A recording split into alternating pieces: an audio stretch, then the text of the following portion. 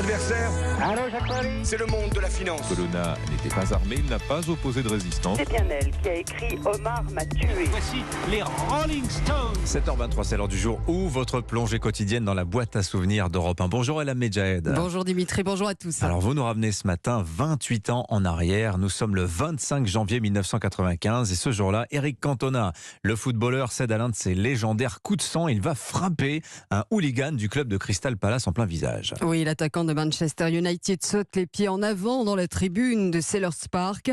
Eric Cantona se jette sur un supporter du club londonien. Cantona est accusé d'avoir porté atteinte à l'image du jeu.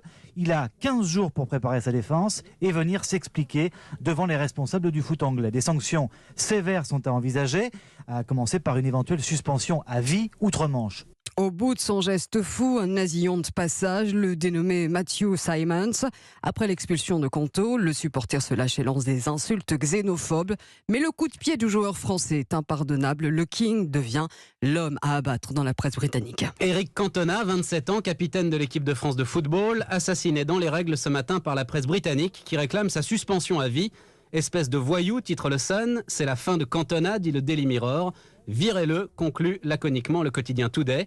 Alors 2 mois plus tard, Cantona comparaît devant un tribunal londonien et là le tumulte médiatique est à son comble. Oui, et la justice rend un verdict pour l'exemple devant les journalistes massés.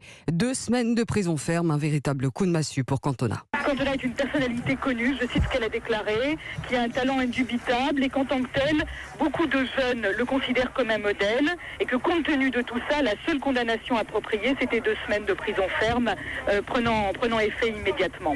En appel, la légende française évite finalement la prison. Eric Cantona écope de 120 heures de travaux d'intérêt général et de 9 mois de suspension sur les terrains de foot. Et les réactions du joueur au micro d'Europe 1 est haute en couleur. Quand les mouettes suivent un bateau de pêche, un chalutier, c'est parce que elles pensent que les sardines seront jetées à la mer. Voilà, je vous laisse méditer sur cette phrase 28 ans après le Kung Fu Cantona. Voilà, il y a 3 ans, pour les 25 ans de son geste, il avait déclaré à la presse britannique « J'ai qu'un regret, c'est de ne pas l'avoir frappé assez fort, j'aurais dû frapper plus fort ». Merci beaucoup Elam Medjahed, merci à vous pour ce bonne mémoire grâce aux archives d'Europe.